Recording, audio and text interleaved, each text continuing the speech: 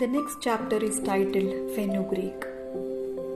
Give me your hand, open, then shut, feel. Pebble-hard fenugreek lies tight and closed in the center of your palm, color of sand at the bottom of an old creek, but put it in water and it will bloom free. Bite the swollen kernels between your teeth and taste its bitter sweetness. Taste of water weeds in a wild place, the cry of grey grease. Fenugreek Tuesday's spice when the air is green like mosses after rain. Spice for days when I want to huddle into a quilt stitched with peepal leaves and tell stories like on the island. Except here, who would I tell them to? Fenugreek, I asked your help when Ratna came to me, burning from the poison in her womb, legacy of her husband's roving, and when Ramaswamy turned from his wife of 20 years to a newer pleasure. Listen to Fenugreek's song.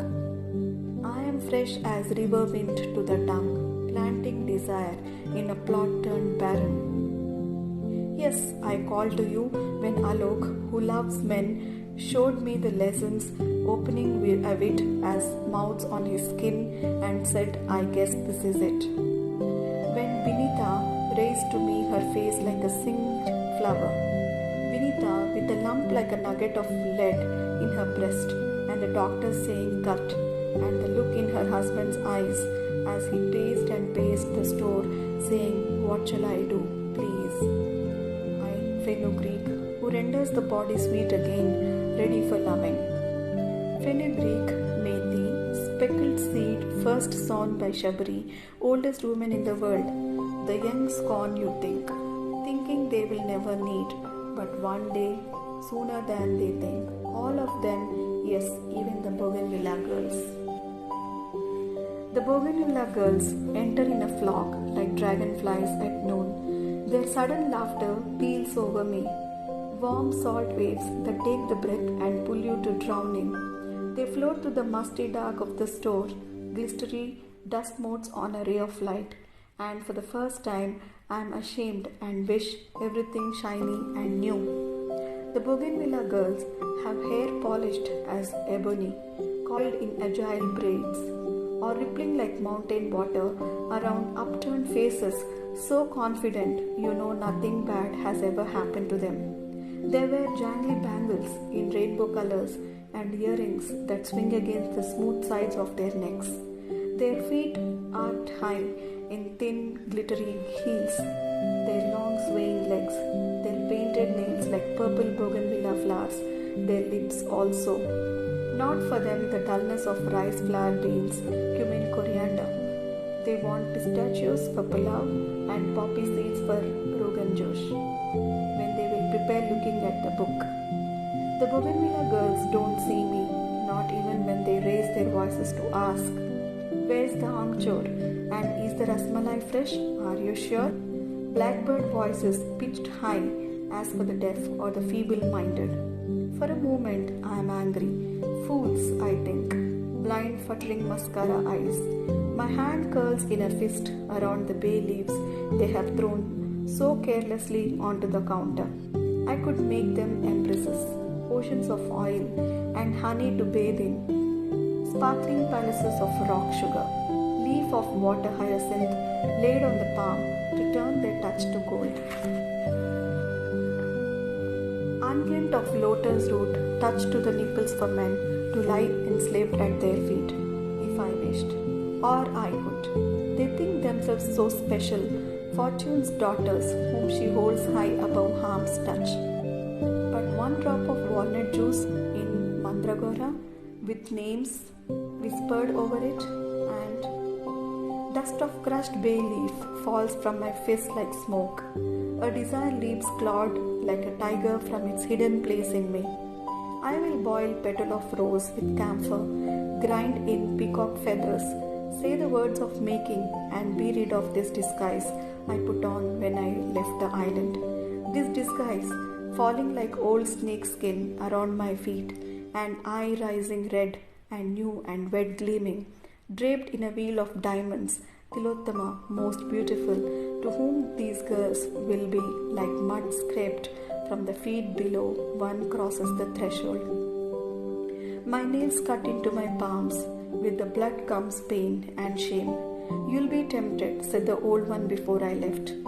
You, especially with your lava hands that want so much from the world, your lava heart flying too easily to hate, to envy, to love, passion. Remember why you were given your power. Pardon, First Mother. I wiped contrite hands against my sari old and patched and stained, to guard me against this vanity that presses hot at the walls of my skull, swollen like steam. I breathe it out, red mist, and when I breathe in, I hold on to the smell of spices, clean, sharp, sane, letting me see again. And so I bless them, my Bougainvillea girls, bless the round bones of their elbows, the glide of hips beneath their silky salwars, their curving clean jeans. With the fervor of repentance, I bless the curve of their moist palms against the bottles of lime pickles they are holding up to the light, the cans of patra leaf they will fry tonight, for bridegrooms or lovers, for they are always newlywed, the Bougainvillea girls, or not at all. I crinkle my eyes and see them in the evening, the lights turned low, silk cushions the color of midnight, embroidered with tiny mirrors. Perhaps a little music in the distance, sitar or saxophone. They are serving their men biryani, fragrant with ghee, cool bowls of raita, patra, seasoned with fenugreek. And for dessert, dripping with gold honey, gulab jamuns, the color of dark roses. The men's eyes too darken like roses under a storm sky. Later the women's mouths, moist red O's, opening as they had for the jamuns. The men's breathing hot and uneven, rising and plunging and rising again into a cry. I see it all, so beautiful, so brief, so therefore sad. I let the envy drain out. They are only following their natures, the Bougainvillea girls, as I, against every advice, followed mine. Envy like green pus, gone now, all of it, almost. I breathe a good thought over each purchase as I ring it up. The bay leaves, a new packet, their brown edges, crisp and whole, I put in for free. For my Bougainvillea girls, whose bodies glow, saffron in bed, whose mouths smell of my fenugreek, my ilach, my pan parag, whom I have made musky, fecund, irresistible. I sleep with a knife under my mattress, have done it for so long that the little bump its hilt makes just below my left shoulder blade feels as familiar as a lover's hand pressing. Tilo, you're a great one to be talking of lovers. I love the knife, I cannot call it mine because it was given to me by the old one. I remember the day, muted orange of butterfly wings and a sadness already in the air. She was handing each mistress a going-away gift. Some received flutes, some incense burners, some loaves. A few were given pens. Only I received a knife. To keep you chaste, she said, speaking for my ears only as she put it in my palm. The knife cold as ocean water, supple-edged as the yucca leaf that grows high on the sides of the volcano. The knife humming its metal knife song against my lips when I bent to kiss the blade. To keep you from dreaming. Knife to cut my moorings from the past, the future, to keep me always rocking at sea. Each night I slip it under when I unroll my bedding. Each morning lift it out and wrap it in its bindings with a thanking thought. Put it in the pouch I wear at my waist, for the knife has other uses also. All of them dangerous. You are thinking, what does it look like, such knife? Most ordinary, for that is the nature of deepest magic which lies at the heart of our everyday lives, flickering fire if only we had eyes to see. And so, my knife could be a knife bought at any store, thrifty or payless or safe way. The wood handle faded smooth with sweat, the flat dark blade with no shine left to it. But oh, how it cuts!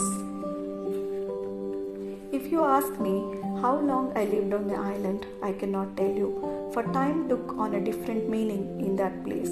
We lived our days without hurry, and yet each moment was urgent, a spinning petal borne seaward by a swift river. If we did not grasp it, did not learn its lesson, it would pass beyond our reach forever. The lessons we learned on the island might surprise you, you who think our mistress lives to be full of the exotic, mystery and drama and danger. Those were there, yes, for the spice power we were learning to bend to our purposes could have destroyed us in a moment if wrongly invoked. But much of our time was spent in common things, sweeping and stitching and rolling wicks for lamps, gathering wild spinach and roasting chapatis and braiding each other's hair. We learned to be neat and industrious and to work together, to protect one another when we could from the old one's anger, her tongue that could lash like lightning. But thinking back, I grow unsure. Was it real, that anger, or a disguise put on to teach us fellowship? Most of all, we learned to feel without words the sorrows of our sisters and without words to console them. In this way, our lives were not so different from those of the girls we had left behind in our home villages.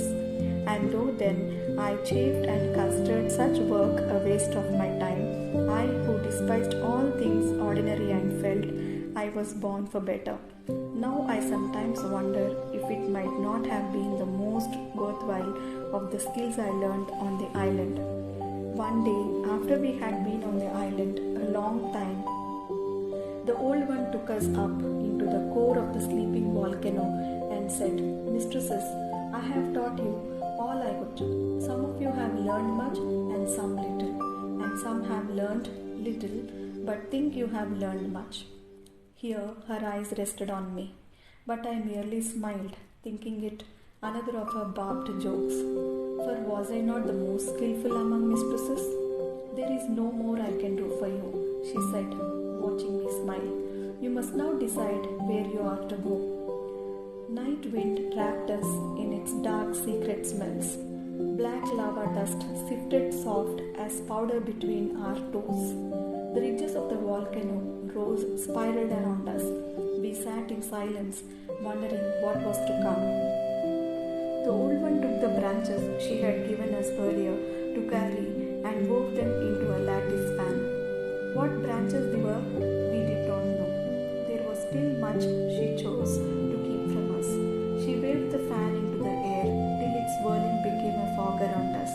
"Look," she said, cleaving through the milk-thick fog, the images piled one on another, their edges hard and glinting.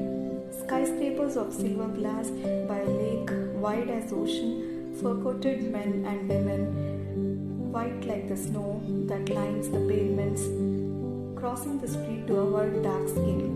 Brown sugar girls in flimsy bright dresses, leaving lipstick on shanty town porches, waiting for customers.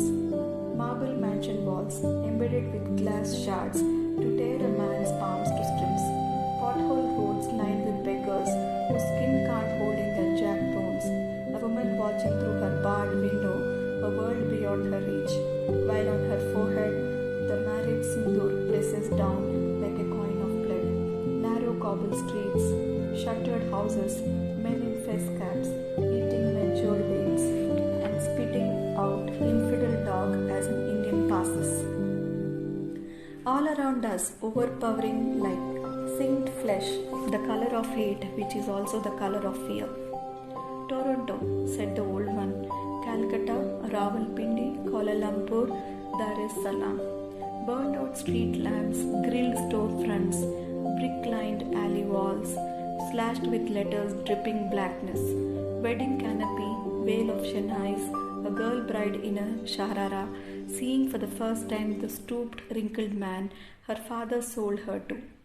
Turbaned coolies drinking daru and playing cards by open drains, garment factories smelling of starch and sweat and immigration raids, women handcuffed and piled crying into vans, children coughing and struggling blind out of sleep into lung-burning gas.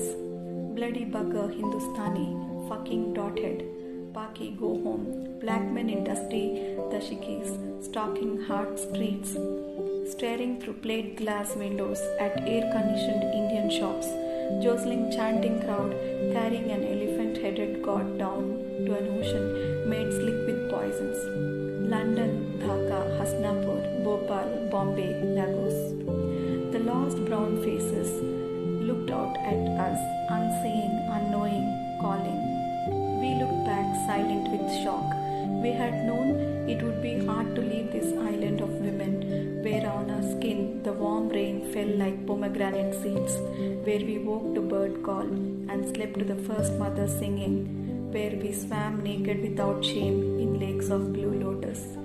They exchanged it for the human world whose harshness we remembered, but this Los Angeles, New Jersey, Hong Kong, Colombo, Singapore, Johannesburg. The images loomed smoking at their edges, searing themselves into our eyeballs. Eventually, the mistresses began, their voices low and filled with misgiving, pointing at pictures that danced on the acrid air. But what else was left for them to do? Perhaps I'll go here, First Mother, and I here. First Mother, I'm too frightened, you choose for me. And she, inclining her head, assigning to each mistress what she should have decided, the place where she would spend the rest of her life, the place toward which her nature pointed her. Dubai, Asansol, Vancouver, Islamabad, Patna, Detroit, Port of Spain. Only a few images left now to waver in the night's end air. Still I said nothing. I waited, not knowing for what. Then I saw it. Waves of eucalyptus and ponderosa pine, dry grass, the color of lion skin, gleam of glass and polished redwood, the villas of the California ridge poised precariously on restless hills. Even as I watched, the images changed to sooty tenements, stacked like crushed cereal boxes, sooty children chasing one another among a crumble of concrete and barbed wire. Now, night dropped like a net, and men in torn overcoats huddled around trash can fans. Beyond, water crested and ebbed dark as mockery on the tops of the bridges burned the beautiful, unreachable lights. And under it all, earth waited with her lead-filled veins, impatient to shrug herself clean. Even before she spoke, I knew its name, Oakland, the other city by the bay, mine. Oh, Tilo, she said, I must give you what you ask for, but consider. Better you should choose an Indian settlement, an African market town, any other place in the world, Qatar, Paris, Sydney, Kingston, town, Chakunas. Why, First Mother? She sighed and looked away for the first time, not meeting my eyes. But I waited until she said, I have a feeling. The old one, seeing more than she told, her spine bent and tired under the weight of it, and eyes stubborn with youth, with wanting to walk the cliff edge like the lion's tooth, telling her, it is the only place for me, First Mother, and holding her eye until she said, go then, I cannot stop you. I, Tilo, thinking through a wild wave of joy, I won. In the last hours of the night, we piled wood in the center of the volcano in readiness. We danced around it, singing of Shampati, bird of myth and memory, who dived into conflagration and rose new from ash as we were to do. I was last in line, and as we circled the pyre, I watched the faces of my sister mistresses. They did not flinch too much when, at a word from the old one, the wood burst ablaze. The fire of Shampati. Ever since we came to the island, we had heard the whispers, seen stamped on the lintels and doorposts of the mother house, the runes of the bird rising, its flame beak angled toward sky. In one rune only, on the door to the chamber where the old one slept, forbidden to mistresses, the rune was reversed, the bird forever plunging into the fierce heart of a blaze. We did not dare ask what it meant. But she told us one day, look, well, mistresses, once in a great while, a mistress, grown rebellious and self-indulgent, fails her duty and must be recalled. Warning is sent to her, and and she has 3 days only to settle her affairs. Then Shampati's fire blazes for her once more, but this time entering, she feels it fully, scorch and sear, the razors of flame cutting her flesh to strips. Screaming, she smells her bones shatter, skin bubble and burst. And then the old one had shrugged, spread those palms with the lines melted out of them, and seeing them, I had wondered once again how the spices decide. Some mistresses are allowed to return to the island, learn and labor again. For some, it is the end, crumbled charcoal, a last cry dangling in the air like a broken cobweb. I remembered all this as I watched my sister mistresses. One by one, they walked into the fire, and when they reached its center, they disappeared. Watching the empty air flicker where a moment earlier they had been, I was struck by a sorrow deeper than that I had thought I could feel. Always I had kept my distance all these years on the island, knowing this day was to come. And yet, when had they slipped into my heart, these women, glowing translucent, chaste as alabaster, the last ones in the world to know who I was and how it felt to be that. When it was my turn, I closed my eyes. Was I afraid? I believed what the old one had told us. You will not burn, you will not feel pain. You will wake in your new body as though it has been yours forever. There had been no agony on the faces of my sisters before they vanished. Still, it was a hard thing to confront for the third time in my brief existence, the extinguishing of all I knew life to be. And so far, I had not thought this before. Between the island and America, a galaxy of nights. On my elbow, a touch like petals. Wait, Tilo. Behind a wheel of smoke, that shimmering in her eyes, was it tears? And the stinging in my heart? What was that? Almost I said it. Mother, take back the power. Let me stay here with you. What satisfaction can be greater than to serve the one I love? But the years and days, the moments that had pushed me to this place, inexorable and made me who I was, would not let me. Tilo, my daughter, said the old one, and by her face I knew she felt my struggle in her own heart. Most gifted, most troublesome, most loved, Tilo traveling to America, eager as an arrow, I have here something for you. And from the folds of her clothing, she removed it and placed it on my tongue, a slice of ginger root. Wild island Ada, to give my heart steadfastness, to keep me strong in my vows. Hot prick of ginger, you were the last taste on my tongue when I stepped into the heart of Shampati's fire. Flame tongues licked like a dream at my melting skin, flame fingers pushed on my eyelids. And when I woke in America, on a bed of ash, an age later, or was it only a breath, the store already hardening its protective shell around me, the spices on their shelves, meticulous and waiting, you were the first taste, ginger, gritty and golden in my throat.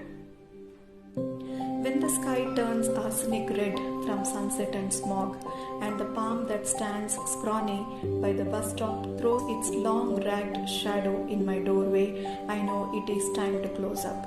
I unplait the wooden shutters and slide them across the pockmarked curve of a pale moon. In the grey window glass, which is the store's only mirror, the shadow of my face wavers for a moment.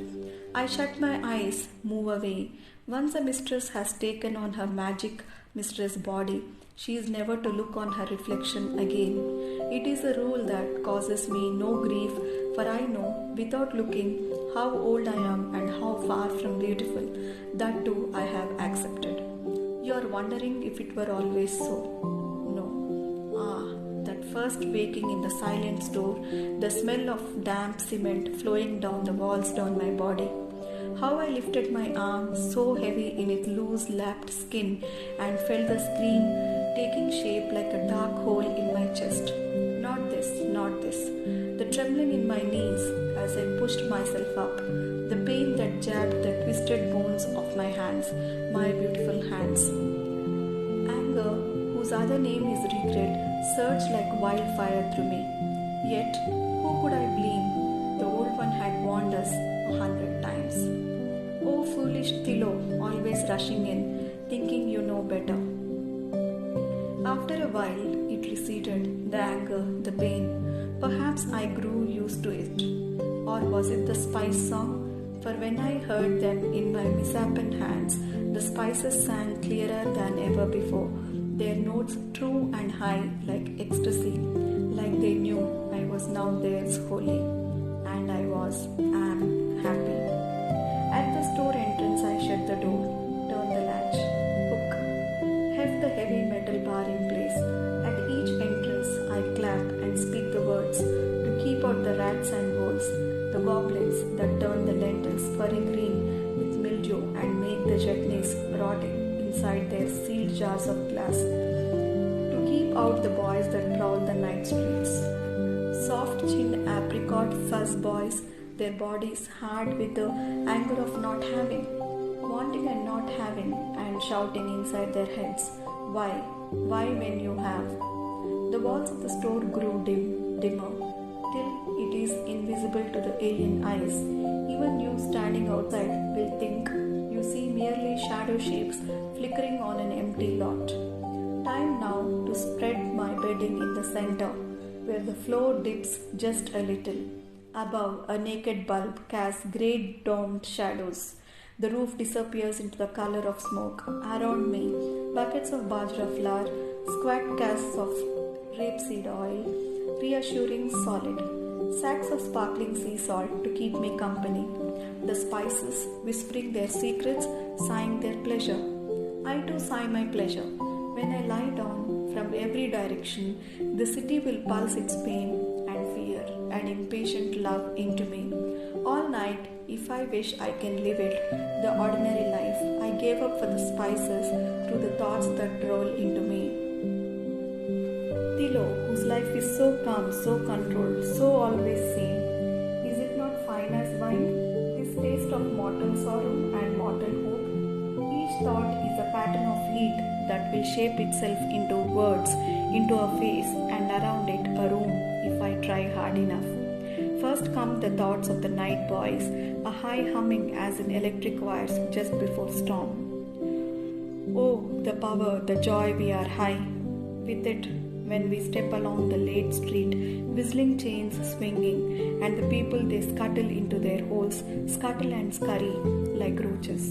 We are king, and the orange spurt of flame from the mouths of our lovers, our metal lovers, our lovers who will give us death so much better than love, as many times as we ask.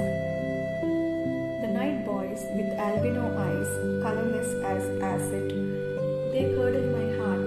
I push back their thoughts into the dark that spawned them, but I know that invisible does not mean gone. But here is another image, a woman in a kitchen cooking my rice. She is fragrant as the grains she rolls between her fingers to see if they are done. The rice steam has softened her skin, has loosened hair tied back taut all day, has gentled the smudges under her eyes. Payday today, so she can begin the frying, mustard seeds spluttering in the pan, brinjal and bitter gourd turning yellow-red into a curry of cauliflowers like white fish. She mixes garam masala to bring patience and hope. Is she one? Is she many? Is she not the woman in 100 Indian homes who is sprinkling over sweet kheer that has simmered all afternoon, cardamom seeds from my shop for the dreams that keep us from going mad? Inside my head, her thoughts knock against one another, falling. All evening, I am running back and forth from kitchen to front window like a wild woman until the children come home. I am this way ever since what happened to the Gupta girl last week, and in daylight too. The gods protect us. I am worrying also about their father, layoffs at work, fights with the foreman with the money lender, or is he again at Bailey's today with the other men and forgetting the time? When I put the wedding garland around his neck, was I ever knowing that this is what it is being a wife and mother, walking the edge of a knife with fear like a wolf, waiting on both sides? And worst of all, the mouths coming to me, even after I finally sleep. The mouths crumpled with hunger, so many days this month crying. So good, Amma, give us another half spoon. More please, Amma, please. And I turning away with eyes like anguished stone. The men, where are they? Their thoughts give off the smell of parched earth in a year of failed monsoons. Lead me into rooms hung with pictures from old calendars, Juhu Beach, the Golden Temple, Zenith in a spangled sundress. Now I see them, boots kicked off, swollen feet released and lifted heavily to rickety tables. They are breathing in the old comforting smells, ground coriander, roasted song, and the small tinkling of a woman's bangles. Almost it could be home. They close their hands around sweating brown bottles of Taj Mahal beer they bought at my store. Chew the inside of their lips. I feel in my mouth the salt taste of blood as their thoughts come rushing. Ah, that beer, it goes down so foam sweet and smooth, but then in the throat a bitterness like a long ago dream unfinished. No one told us it would be so hard here in America. All day scrubbing greasy floors, lying under engines that drip black oil, driving the belching monster trucks that coat our lungs with tar, standing behind counters of dim motels where we must smile as we hand keys to wars. Yes, always smile even when people say bastard foreigner taking over the country, stealing our jobs. Even when cops pull us over because we are in the wrong part, the rich part of town.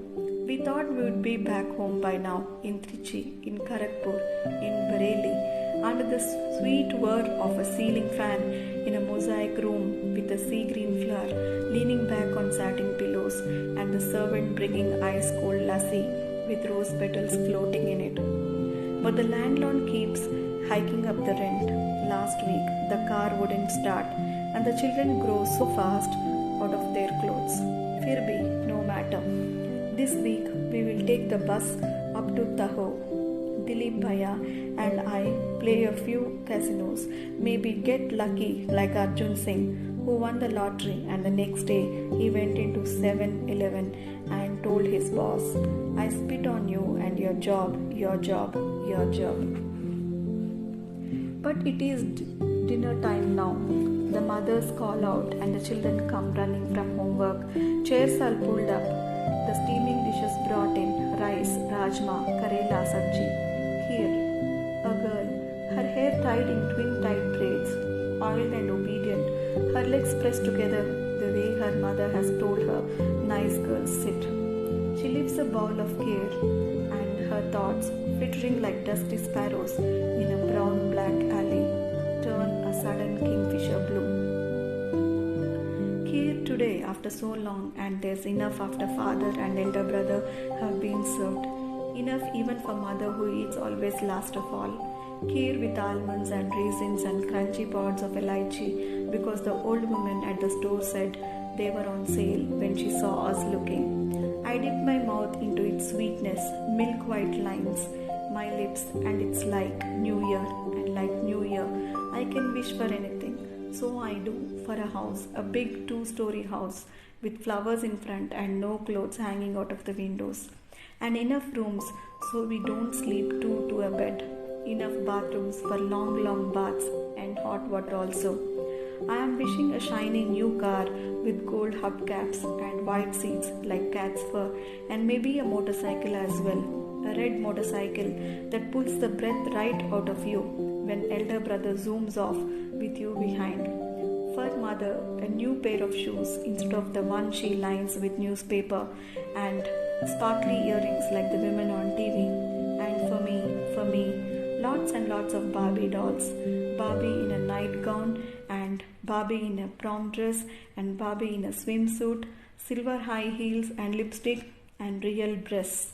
Barbie with a waist so narrow and hair so gold and most of all skin so white. And yes, even though I know I shouldn't, I must be proud like mother says to be Indian.